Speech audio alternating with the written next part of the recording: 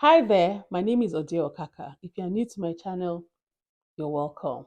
All my old friends, thank you for tuning in again.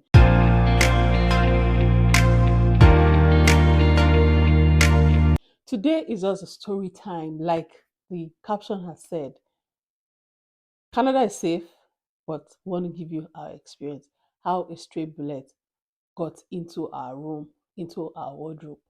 You know, we came in Canada in September 2022, and then sometime in February, so we were sleeping and we heard a very loud bang, very loud.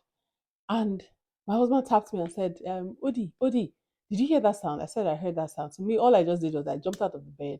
I went to my children's room to check up on them to see how they're doing. And they were sleeping very soundly, no issues. So we just went back to sleep.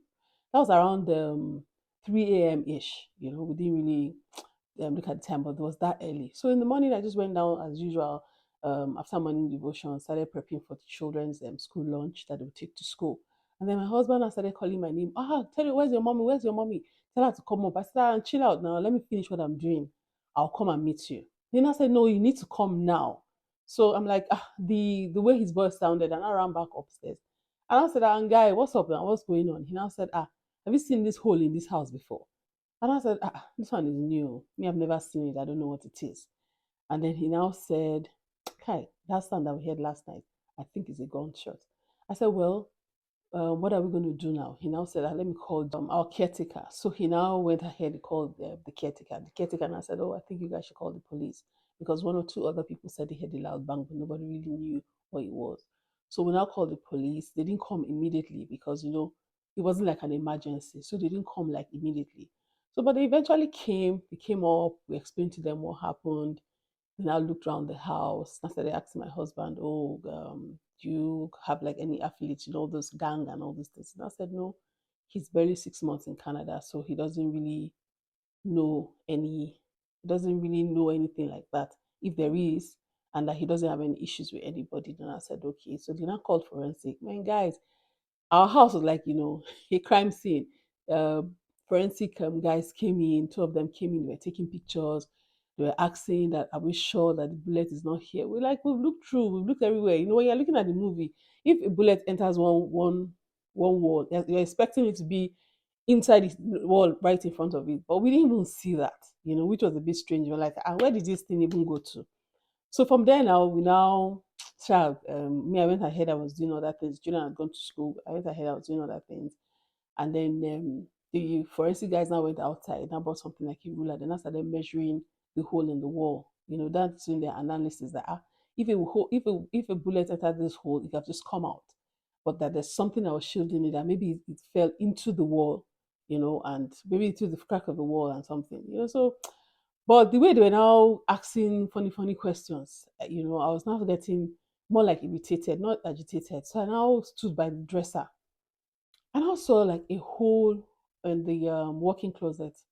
I was like, this hole, I've never seen this hole here before. What's this thing? So my eyes now followed it because me, I used to watch all those CSI, SWAT, all those plenty, crime and investigation. So my eyes just went and I saw a new jacket. I'll show you guys the jacket that I bought. And I saw a hole by the hand. I said, this is new. This hole, I've never seen this hole by the hand of my jacket before. So I just carried it up. Lo and behold, when I lifted it up by the armpit side, the bullet was there. So I now told the police because there's still a policeman there, and I said, "Come and see this. Say, don't touch anything. Don't touch anything." Then I called the forensic guys. The forensic guys like, "Yes, we said it that there was something in this house.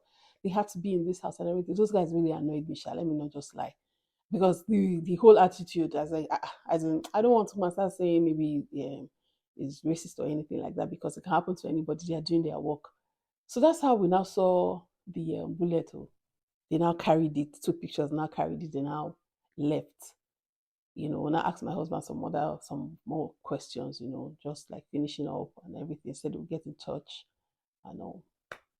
But we didn't really hear from them. The caretaker now said, later on, the caretaker now said that they're doing their work, that they will find the people, but they may not necessarily get back to us. But that's fine. I'm only sharing this story because, that sometimes you see on the news stray bullets enter someone's room, and then somebody they came and met somebody dead by gunshot wounds, and you'd be wondering, where did it happen from? Who are the people? Were they targeted? But no, I didn't think it was a targeted thing, because I mean we're new in that area. We didn't really know anybody and all, but it brought a lot of worries for my dad, for my husband. He was like, I'm not going to live in this house again. I'm going to look for another house. We need to move out. Me, I was just there, and nothing happened now, because there's shops around that house. This children's school, they just walk. So me, I was just looking at the advantages and not the disadvantages of the area and everything. So somehow I was able to convince him. We now stayed back in that house, and then eventually, we moved. That's the story for another day that I will share. And also, anyhow, we just want to give thanks to God, because I just feel it was God that saved us. Because where our bed was at that time, and where that bullet entered, it could have just been, anywhere, the middle where I'm sleeping, where he's sleeping. It could have been anywhere. But we're grateful to God that nothing happened to us. That's why I just said, let me share one of our experiences. And another thing that happened to us again in that house was my children's bicycle. Summertime, we bought bicycles for them. And I was, here's one thing I miss Nigeria for. So I was upstairs, I heard the gate open slightly, but I just thought it was wind. And then I heard it again. And I looked up, and I saw somebody that had caught the chain where we put our children's bicycle. He was riding one, and he was dragging the other one. But because he couldn't drag the other one, he left it and then rode off on the one that he was on. Why I'm saying this, why I share this particular one, because I'm like, if I was in Nigeria, I would start shouting, thief, thief, ole, ole. I could not shout thief, I could not shout ole. Because I mean, in this country, you're on your own. Oh, they'll tell you, oh, call the cops. For something as simple as that, like you're seeing a thief stealing your child's bicycle or stealing your thing and riding out of your compound. But I couldn't do anything. I couldn't scream because I was upset. By the time I got down, he had already gone far. And I couldn't do anything about it. I was handicapped. Hi, am I Jay?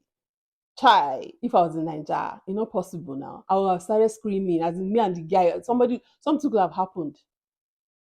I hope you enjoyed my story. Don't forget to subscribe and engage. Thank you.